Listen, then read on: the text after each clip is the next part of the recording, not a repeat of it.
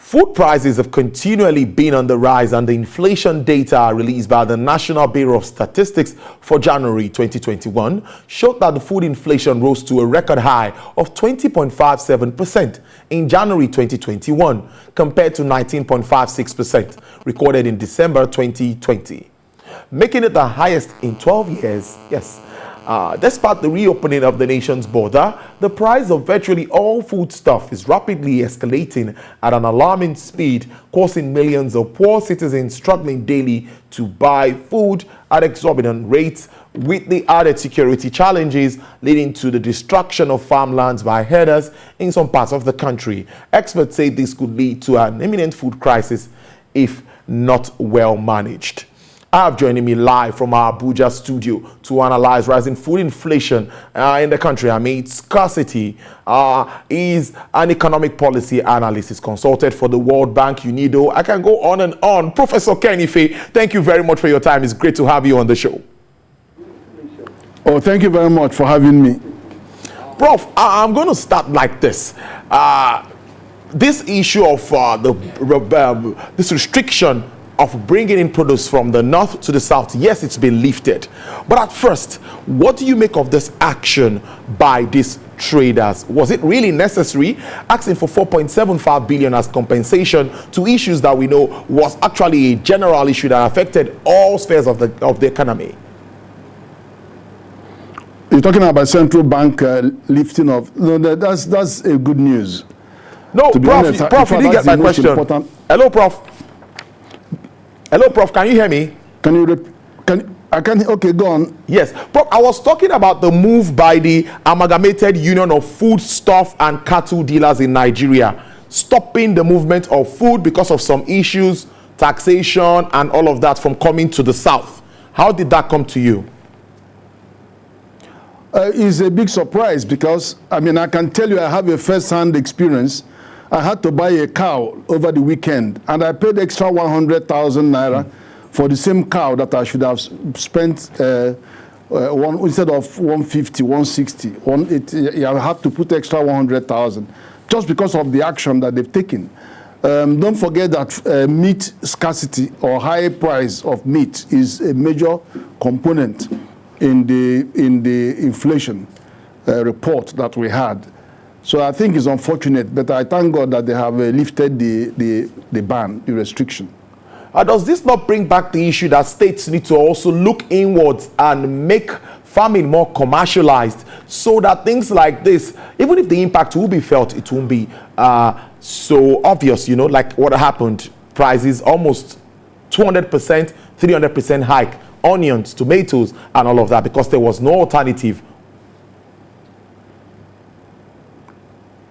Well, the case of the onion has been sorted out by the opening of the border.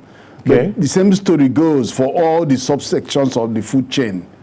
The grains, the cereals, and the food tubers and root crops, the legumes, and indeed the livestock. All of them showed consistent rise over the period. So now, if we are to look at it the way it is, like, now they've called off, foodstuff will start moving in. What more can we do to improve productivity, particularly in the south? Well, the thing is that this has been an ongoing story, because for more than 30, 40 years, land was acquired by all the states, virtually all the states, for land for grazing. And then eventually they turned out and started building housing estates in all those lands. It didn't show how serious our state government were in that period. But now that there's the consciousness has arisen that we really have to go back to this plan and make sure that we create safe zones where people can ranch and then and move cattle around. And also that if with the train service is likely to improve, that will also help haulage and controlled movement. But you know, we have no choice than to get back to ranching. We really have to do that. That's the much more modern way even if we have to subsidize the building of these ranches, even if we have to create some, if the fodders, we have to put some anchor borrowers program around that to ensure that people make money by growing the feed for cattle. And that's the way, because the private sector responds to incentives. If you don't have those systems of incentive, the private sector won't respond. So that's very important, as is the case with many other countries, especially European countries. We've also seen efforts by the central bank. We've always talked about this, particularly in improving this sector, agriculture, which we all believe is something we need to look at, talking about job employment and food security. Let's now look at the impact. Professor Kenife, take us through how well all of these moves has impacted the sector, because some say we are still a transition period.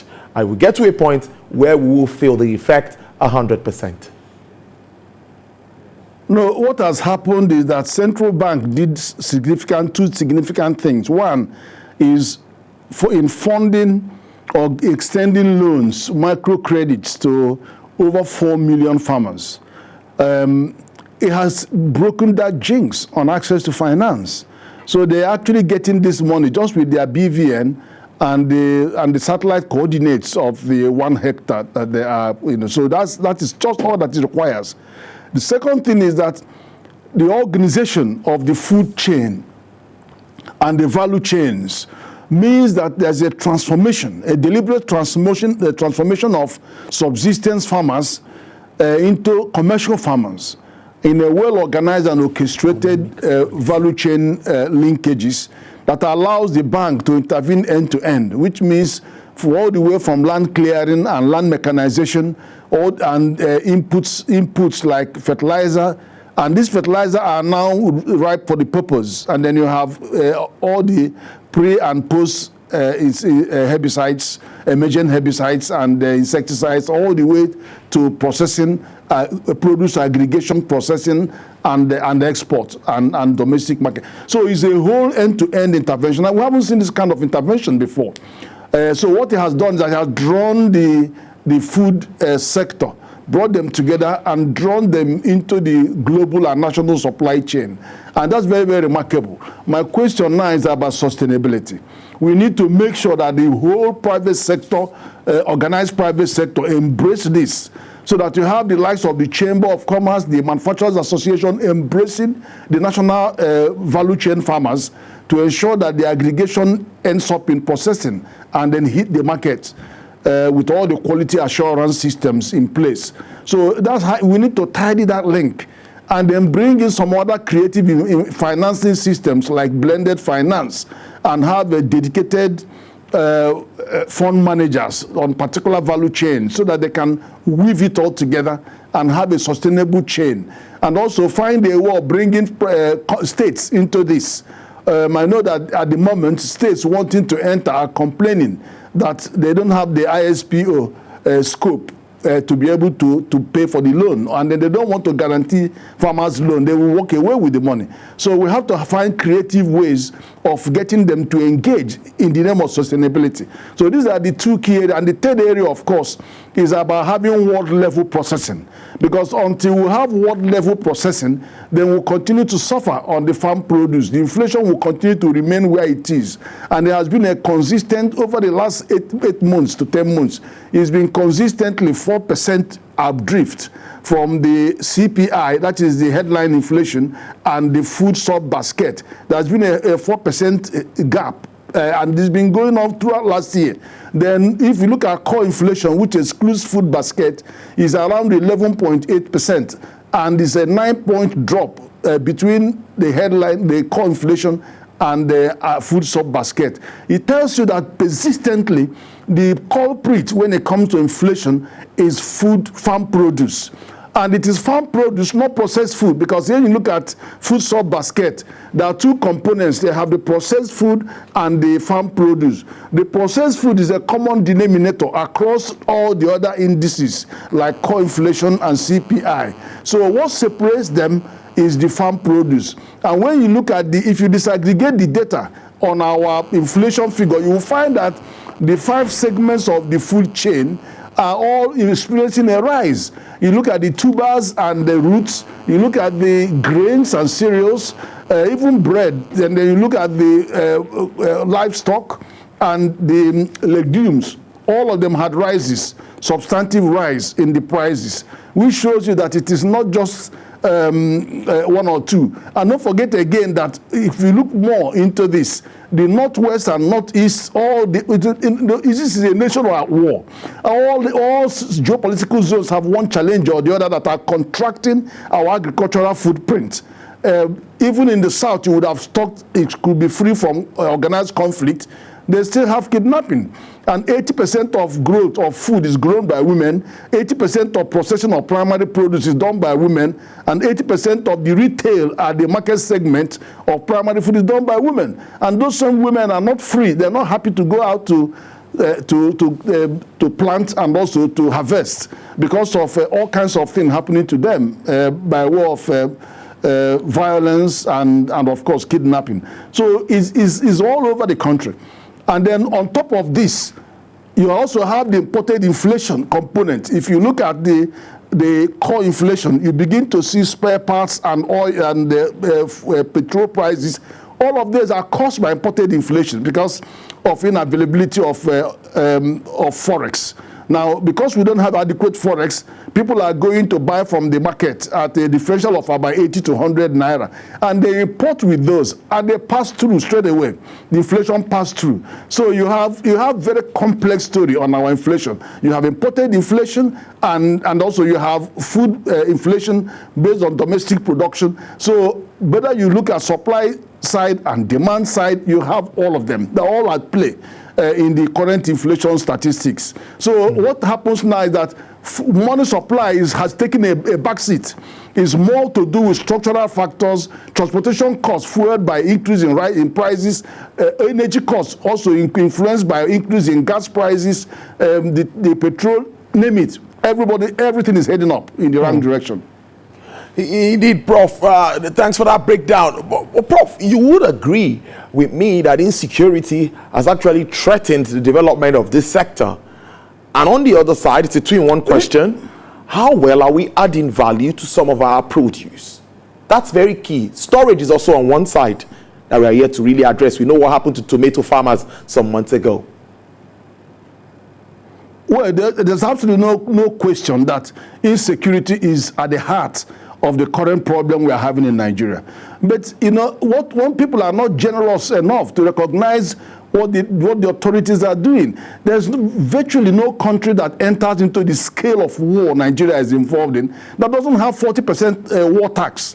But we don't have it. And yet we see what happens to our oil prices. In fact, it is so poor that if you look at the GDP result released a week or 2 weeks ago, oil and gas has come down to 5.85% of our GDP.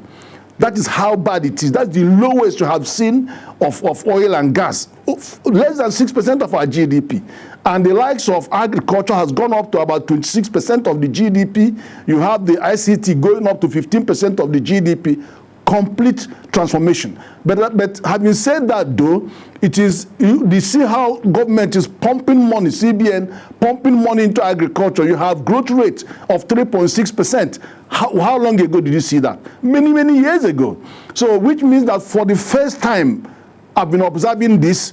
Our agricultural growth rate has exceeded population growth rate. Population growth rate is 3%. Now it's 3.6. The next one to overtake is the urban migration rate, which is 4.6%. And so the agriculture is fighting back, irrespective of the massive constraint caused by security. But and I think we need to do more. We need to do more. Prof, with all of these interventions, are we also taking advantage of technology? Because we know that technology is key at this time, even in the agricultural space. Yeah, technology is key, actually, because the growth that we have seen in all the past figures from the GDP figure of second quarter of last year, third quarter of last year, has posted growth of 15% for the ICT sector. And then their composition of their GDP composition has remained the same at 15%, well above 9.8% it used to be. So ICT has come to stay.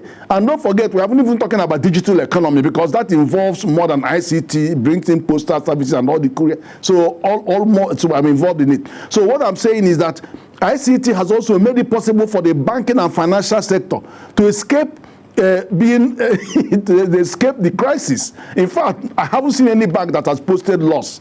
They're all posting profit, simply because during the period of lockdown, we were all sitting at home and using technology to do our banking. So these guys were still making more money because they don't have to have more overhead. So in 2020, the GDP figure second quarter posted about 20% growth, and then it came down to single-digit growth in the third quarter, and now so the banking sector has enjoyed that. And they only did that because the CBN supported them, and then made sure they invested in payment infrastructure, licensed more companies to come into services and all of that. So these, and then followed up with a financial inclusion strategy, and then making sure that financial literacy is at the base of the pyramid. So all of these are not by accident; they are by design. And I hope that PICT will do more. For example, in agriculture, we have agri-tech. Apart from fintech in the financial sector, we have more agri-tech coming in now. Remember, satellites of the land and then distribution, all of them are going to benefit from ICT. Many of those aspects of agriculture, precision agriculture also is based on ICT. And these are all the areas that we are moving into right now.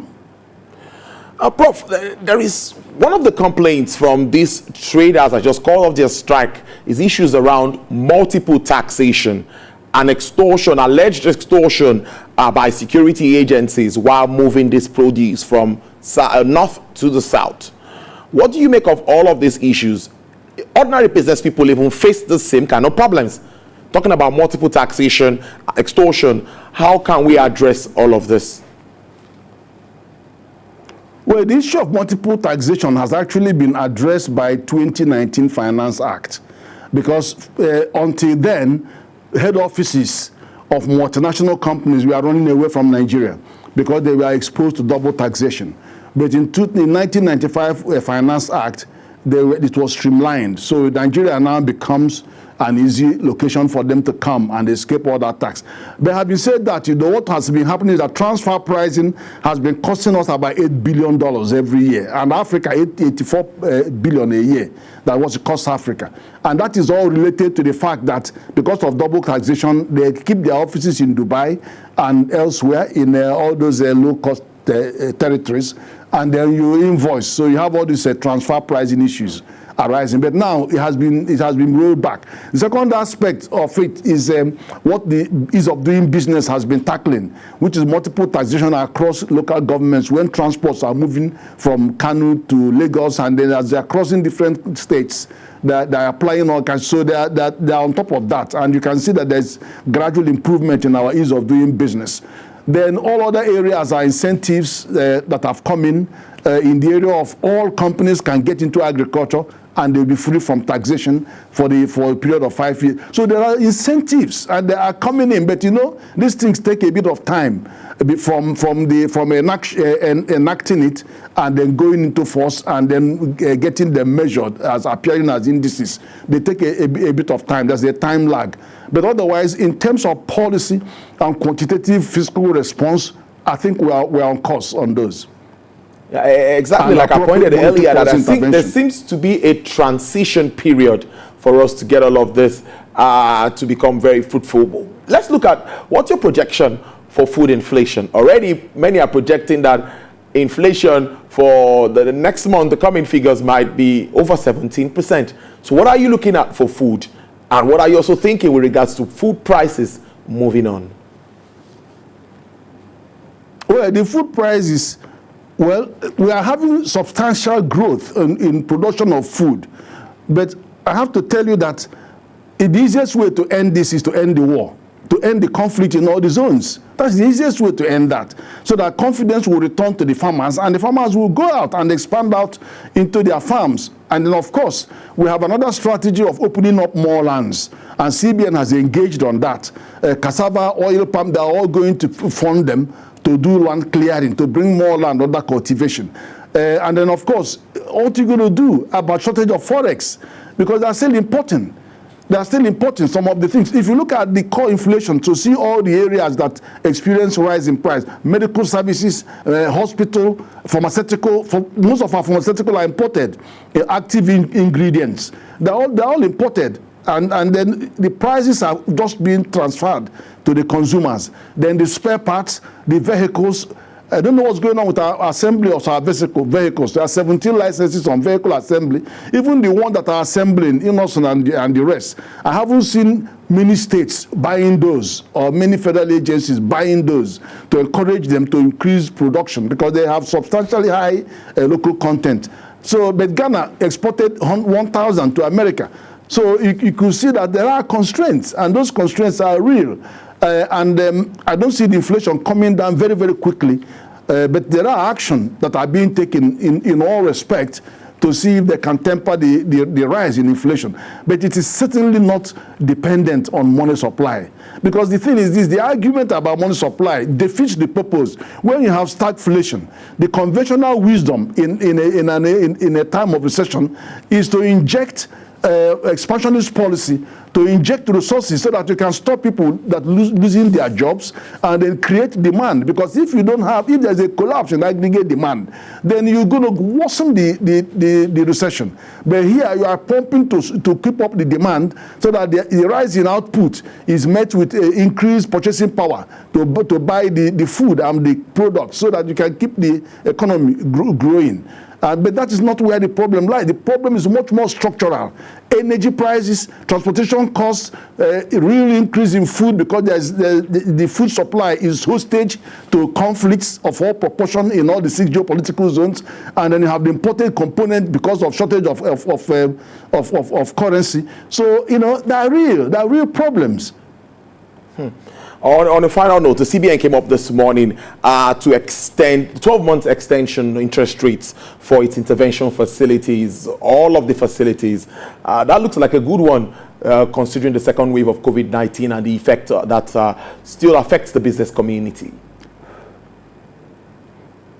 Well, I also have to say that what CBN has just announced is also very, very helpful because with an extension of 12 months of the low interest regime dropping from 9 to 5% is actually going to help a lot. It's going to push growth much more than anything else. That is really good news. Well, it's a good way to leave it. Professor Ken Ife, I thank you very much for your time. It's been great having you on the show, breaking all that has to do with food down for us. Thank you for your time. Thank you very much.